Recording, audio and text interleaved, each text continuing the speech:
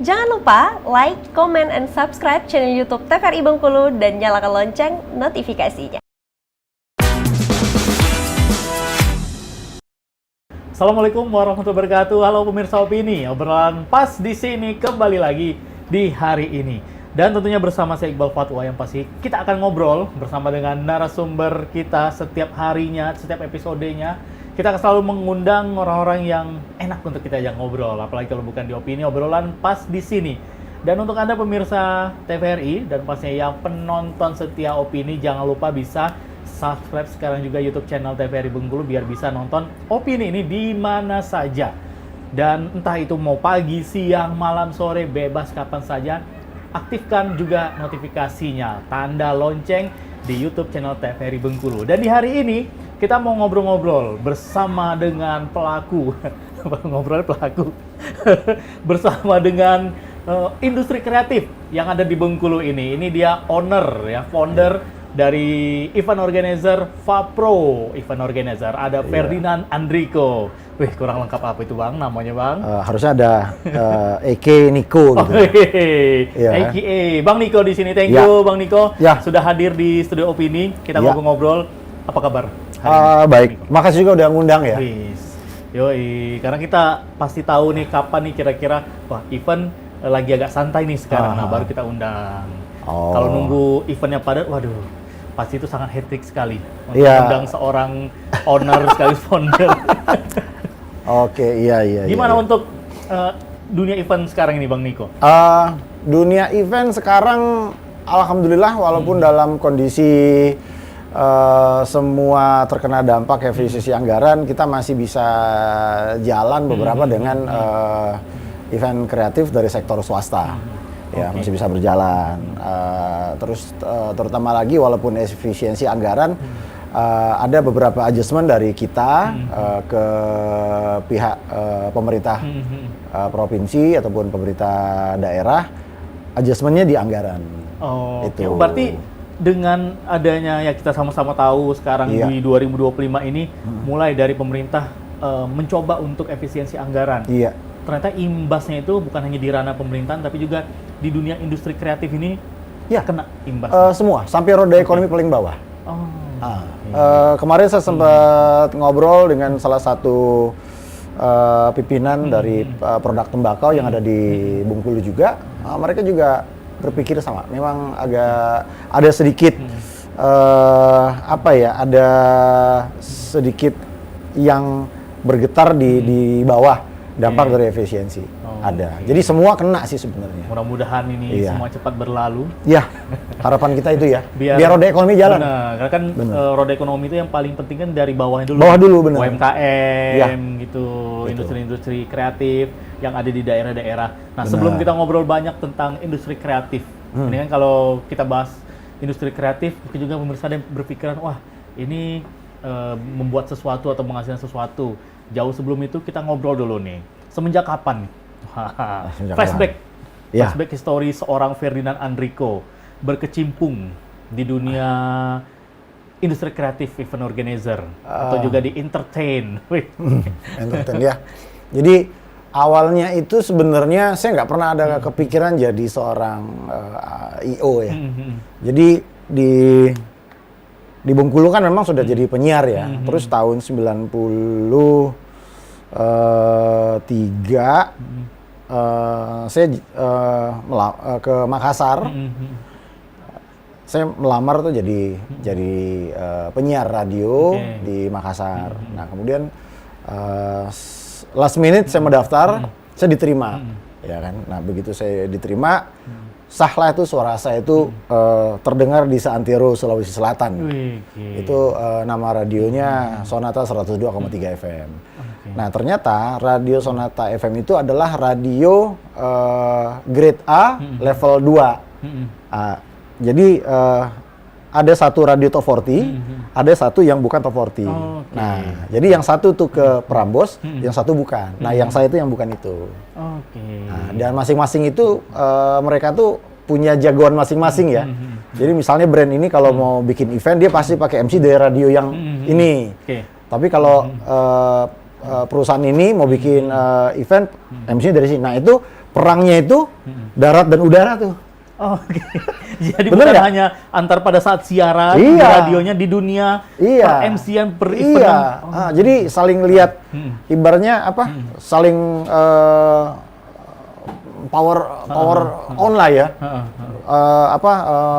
Ibaratnya benar apa ya? Ibaratnya explore. Wah, ini kita dari Sonata nih, Nah, jadi orang udah berpikir, ternyata kalau radio itu di udara oke, tapi kalau di darat kalah heboh sama ini. Seperti itulah kalau era-era di situ ya. Okay. Nah, jadi generasi sebelum saya kan ada tuh. Nah, terus mereka karena sudah kepentok umur, mereka nggak boleh lagi siaran kan. Masuk saya tuh.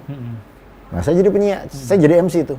Nah, dari MC, waktu itu saya kebetulan salah satu brand rokok besar di Indonesia itu bawa Mr. Big ke Makassar. Ya, Mr. Big. Tapi si ininya nggak ada, Paul Gilbertnya nggak ada. Paul Gilbert nggak ada, tapi digantikan sama Ted Nugent. Nah, itu kami beberapa orang radio dipilih untuk jadi apa ya, kayak kalau sekarang kan ada yang Instagram yang harus menginformasikan. Nah, itu ada beberapa radio, salah satunya adalah radio tempat saya kerja tuh. Nah, saya jadi selalu memberikan informasi tentang ini setiap saya siaran, ya kan. Wah, harus begini. Nah, kami ngumpul pas udah saat event, itu eventnya di Sahid Hotel di Makassar. Ngumpullah di situ.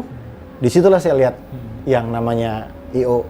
Beruntungnya saya melihat I.O. bule yang kerja. Oh, oke. Jadi ngelihat kesibukan mereka ini ngapain. Sepertinya seru gitu. Iya, karena itu kan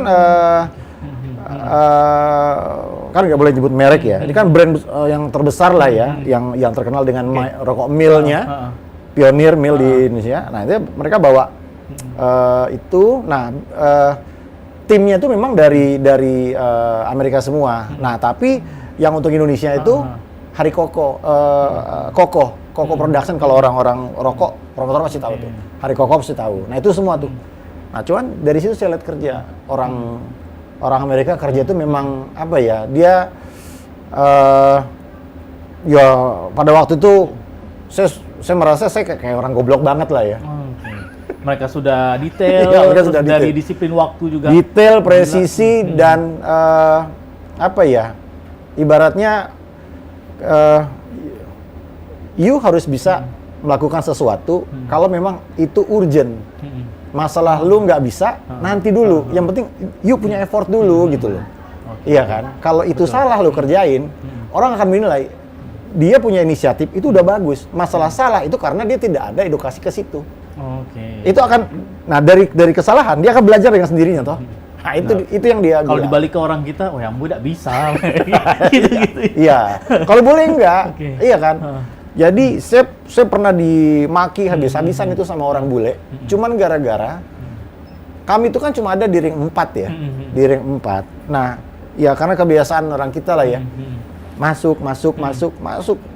Si habis tuh dimaki-maki sama bule ya, maki-maki dengan bahasa-bahasa mereka lah ya. Cuman karena saya mahasiswa bahasa asing, dengernya kan nggak enak. Beda kalau sama kayak lu ngomong ke saya bahasa Inggris ya biasa lah ya, gaul. Orang bule kagak ada gaulnya. Bener-bener maki dalam hati yang paling dalam. Iya kan? Itu cuma gara-gara saya menurut saya, ya kalau kita orang Indonesia bisa lah dimaafin lah. Mereka nggak ada. Ada teman mau masuk nonton. Iya, itu nggak boleh. Iya. Nah, itu kesalahan saya karena saya juga susah. Itu kan teman orang radio juga. Benar. Iya kan? Nah, itu buat mereka salah. Itu bagi mereka itu amatiran katanya. Mau kita sedekat apapun sama teman gitu. Iya. Kalau memang ini tiketing ya nonton mau di tiket profesional gitu. Dan yang saya salut itu ke orang-orang bule itu adalah begitu dia punya job desk itu mereka total gitu loh. Jadi itu ada siapa namanya? Pokoknya namanya kayak Nicole gitu cewek. Urusannya cuma maintenance genset pada saat event. Sampai acara selesai dia nggak ke dalam. Genset aja urusannya. Itu. Memastikan bahwa pasokan arusnya pas gitu. Peralatannya lengkap. HT segala macem gitu kan. Nah, itu dia di belakang tuh. bule nungguin genset. Mau seheboh apapun di luar, terserah. Di dalam dia nggak tahu. Ya, pokoknya dia tahu acara mulai, iya kan, acara selesai. Udah. Nah dia tetap di luar. Cewek loh itu. Iya kan? Gila nggak tuh? Oke, gokil. Berarti emang Iya. memang seprofesional itu mereka. Gitu. Ya itu. Makanya dari situ saya selalu berpikir kita tuh harus bisa memiliki mindset cara berpikir kayak orang bule. Iya kan? Karena memang mereka kalau kerja tuh total ya. Iya kan?